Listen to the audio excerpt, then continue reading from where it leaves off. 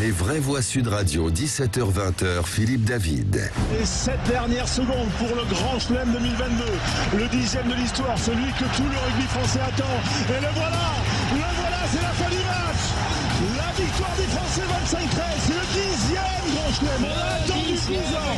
Et on est content ce soir, on est heureux, mais le stade est infiniment heureux. Il y a une joie dans cette maison-là, dans cette maison du Stade de France. Il y a une espèce de bonheur, d'euphorie qui gagne tout le monde. C'était samedi soir en direct sur Sud Radio. Vous avez reconnu les voix de François Trio et Daniel Herrero. Ils l'ont fait 12 ans après, un 10e Grand Chelem. Après 12 années de disette, il est avec nous. Salut Daniel Herrero. Amis du soir, bonsoir. Je vous salue bien bas. Très content de t'avoir parmi nous. On va se tutoyer parce que comme on se tutoyait vendredi en émission, on va pas se vous voyer le lundi. Après s'être tutoyé le vendredi. Alors justement, vendredi soir, t'étais dans le studio à la place de Jean Dorido, à la place de Françoise Degois, il y avait Louise Ouarmari, on avait Philippe Spanghero au téléphone. Tout le monde disait qu'on allait battre les Anglais et faire le Grand Chelem. C'était si logique que ça. Ben, disons que les indicateurs montraient que dans le mois écoulé, les Français avaient battu presque toutes les équipes, les 4 équipes du tournoi avant ce France-Angleterre, que la façon dont les Français s'étaient imposés au cours de ces matchs-là attestait robustesse, gaillardise, ordre, méthode, qui plus est pétillant et brillant de quelques joueurs, qui plus est un jeu au pied magnifique, qui plus est une sérénité d'ensemble, qui fait qu'on estimait, et ça s'est avéré juste, que les Français avaient un potentiel un peu supérieur à ces Anglais. Ça s'est avéré juste, les Français ont dominé les Anglais, les Anglais ont fait un joli, on va dire un gros match, ce fut très très difficile, et à la sortie quand même, 3 essais français viennent conclure la domination du 15 de France contre un seul essai anglais, bien que, sur l'ensemble général du match, les deux équipes étaient assez proches.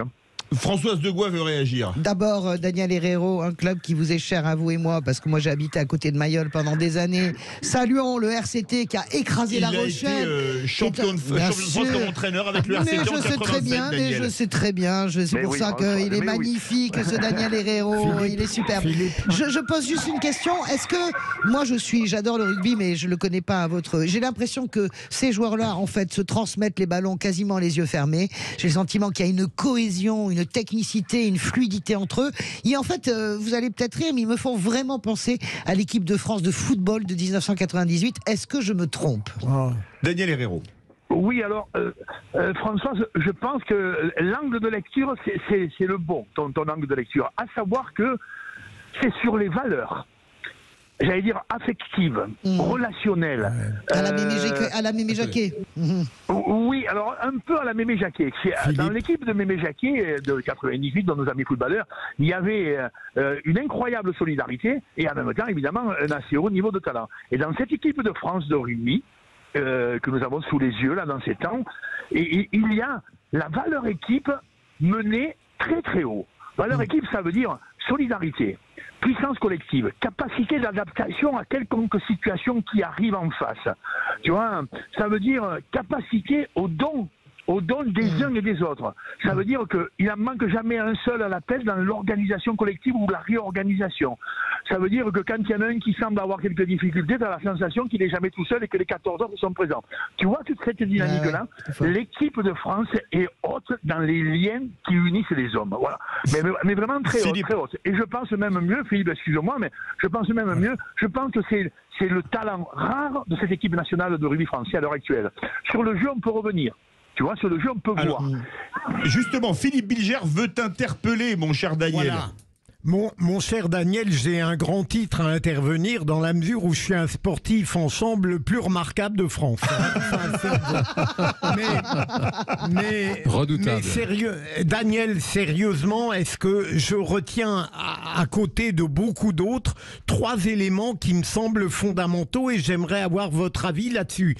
Un grand entraîneur, objectivement au caractère difficile, mais qui a ressuscité l'équipe de France, le meilleur joueur du monde, modeste et extraordinaire à la mêlée, et surtout quelque chose qu'on n'oublie pas, qu'on oublie, c'est ils ont retrouvé un sens de la discipline sur le terrain. Plus une pénalité contre eux. Est-ce que ces 3 éléments ne sont pas très importants, Daniel ? Ben oui, ces 3 éléments, à l'évidence, ils vont... Il y en a d'autres, bien sûr. Oui, mais en cela, on pourra dire que dans l'aventure collective, le boss, le leader, celui qui coordonne, celui qui choisit, celui qui signe la route, tu vois, celui qui propose ou même qui impose sa lecture du monde, il est un agent. Précisons quand même que si Galtier a ce rayonnement-là... Avec Ibanez. Voilà, il a un collectif avec lui, on appelle ça un staff, j'aime pas trop le mot, mais moi j'appelle ça une équipe. Oui, voilà, une équipe. Il a une équipe technique, une équipe technique, une équipe, j'allais dire en même temps. Aux ressources humaines, comme on pourrait dire dans les temps présents, assez hautes et assez élevées. En l'occurrence, par exemple, Raphaël Ibanez est un des hommes majeurs dans l'aventure collective de ce 15 de France. Ensuite, tu dis, on a le meilleur joueur du monde. Ça fait deux angles un peu individuels de lecture de l'aventure de l'équipe de France. Tu vois ça? Le meilleur, un très bon entraîneur et sans doute le meilleur joueur du monde. Quand tu as le meilleur joueur du monde dans un collectif, c'est pas pour rien que ce collectif a le potentiel ou la possibilité de réussir n'importe quoi, presque à n'importe quel moment. Il a un potentiel exploit, ce mec, qui s'appelle Antoine Dupont. Il a une ressource rare de faire des choses que personne ne fait. Et encore samedi, va t'en voir que dans un match plutôt bien maîtrisé de sa part, il y a encore 2 ou 3 actions d'éclat qui donnent à la fois le lustre et la performance. Et le troisième niveau que tu me disais... discipline. Voilà, c'était la discipline. Alors, effectivement, de culture de France, c'est peut-être aussi une des raisons que nous fûmes assez souvent brillants ou enflammés et rarement méthodiques et disciplinés pour nous permettre de conquérir un titre majeur comme celui de champion du monde. On l'espère pour l'année prochaine. Parce que, effectivement, derrière, je dirais, générosité, enthousiasme, potentiel panache, tu vois, qui réactive ce 15 de France, il y a aussi maintenant, et depuis quelque temps, grâce... Alors là, il va falloir qu'on rentre un peu dans l'analyse technique, mais il y a un sens de la précision, je dirais. Il y a quelque chose qui ressemble un peu maniaco-dépressif du détail dans toutes les formes de combat. Les Français, ils sont à la fois pétillants et ils sont à la fois ordonnés. Ouais. Ce qui n'est pas forcément un trait de notre culture quand même. Tu vois, on a toujours une petite préférence au bordel qu'à la rigueur. On a toujours préférence un peu à l'initiative pétillante qu'à l'ordre méthodique. Les Français sont aussi maintenant dans ce secteur-là. Ils sont arrivés à un très très haut niveau. Gloire à eux. Et on précisera quand même que dans le staff du 15 de France, il y a un citoyen venu un peu du monde anglo-saxon qui s'appelle Sean Edwards. Et qui alors lui possède l'ordre et la méthode comme une loi absolue de la manière d'être au monde la plus belle. On ne peut pas gagner au plus haut niveau quand on n'est pas dans la discipline, dans l'application, et en même temps que ça se passe sur le plan collectif. Quoi. Daniel, on donne la parole à notre psy des vraies voix, Jean Dorido. Ouh là là, alors le psy, très très modestement, moi je m'en remets à la culture inouïe de Daniel sur le rugby. Je t'entends vraiment dire des choses magnifiques sur notre équipe. Moi j'ai été comme un dingue devant ma télé samedi soir. Il y a un psy qui dit comme un dingue, c'est intéressant. N'est-ce pas? Et alors, en termes de... Moi je connais pas assez les équipes de l'hémisphère sud par rapport à cette échéance de l'année prochaine.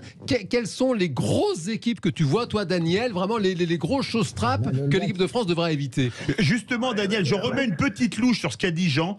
Est-ce que tu ne trouves pas qu'on a eu un tournoi de très haut niveau et que l'hémisphère nord se rapproche du sud?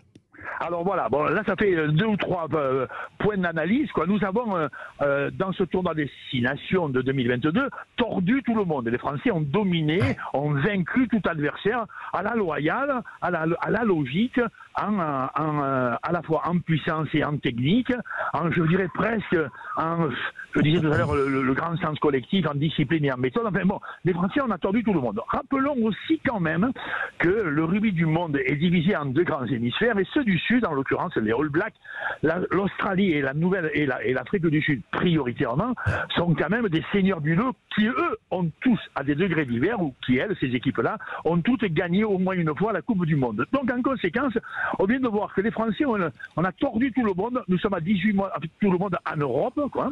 Nous sommes à 18 mois de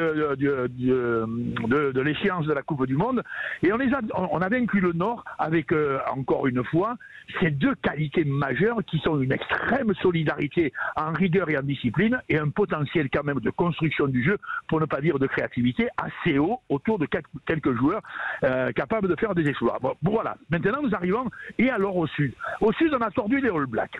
Ils sont venus, rappelez-vous, l'automne dernier, les All Blacks présentés quand même comme une équipe toujours forcément la plus dangereuse, mais celle qui propose le plus d'interrogations. On sait que les All Blacks sont bons, tu sais pourquoi? Parce qu'ils mettent le feu au poumon de tout le monde et parce qu'ils sont capables de te proposer un jeu qui en même temps est toujours une énigme. Tu vois ça, voilà, les All Blacks jouent beaucoup et les All Blacks jouent aux quatre coins du terrain, que chaque fois que tu rentres contre une équipe de Nouvelle-Zélande, prépare-toi bien, il va falloir que tu restes lucide, dans le feu au poumon et avec des grandes interrogations stratégiques. Voilà, donc le All Black il fait toujours un peu peur, mais on l'a battu. Nous étions à l'automne 2021. Il reste l'Afrique du Sud, qui est championne du monde en titre et qui, elle, propose un type de jeu qui quand même fait peur au monde, et en l'occurrence à des coquelets comme les nôtres, parce que l'Afrique du Sud, c'est mortifère de gaillardise. Tu vois, l'Afrique du Sud, c'est sauvageon de l'emplâtre. C'est des costauds, quoi. C'est des malabards, quoi. C'est un peu plus que des costauds. Les Français sont très costauds. Le costaud, la gaillardise propose, je dirais, dans l'affrontement quand même des dangers, quoi. Tu vois, quand tu es très costaud en rugby, tu es bon en conquête, tu es bon en pression physique sur l'adversaire, tu es bon dans la compression que tu lui poses et lui imposes à peu près partout. Mais les Springboks, les Sud-Africains, champions du monde, pour X raisons culturelles qu'on peut comprendre, mais qu'on ne va pas développer là, eux, ils sont raides, durs, sévères, méchants, et ils font de l'autorité physique une loi absolue. Longtemps, ils ont dominé le monde avec ces attributs-là. Ils sont 3 fois champions du monde, les Sud-Africains. Et là, nous avons une équipe de France qui s'aligne sur ces attributs-là.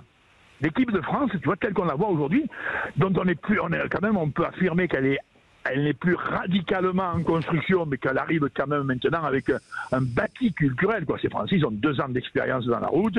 Là, ils viennent d'enlever un grand chelem. Ils sont quand même en présentation de gaillardise complète. Et là, les Sud-Africains, ils apparaissent comme un adversaire toujours un peu, entre guillemets, effroyable. Toi, ils génèrent un peu d'effroi. Mais on voit, dans le 15 de France qui s'est présenté là, cette année-là, on voit les attributs qui nous permettent de penser qu'on peut être concurrentiel là-dessus, quoi. Merci beaucoup à toi, Daniel Herrero, consultant Sud Radio. Tout de suite, notre grand débat. Et allez les Bleus, recours au cabinet de conseil, la haute fonction publique est-elle incompétente? Vous êtes 66,7% à dire oui.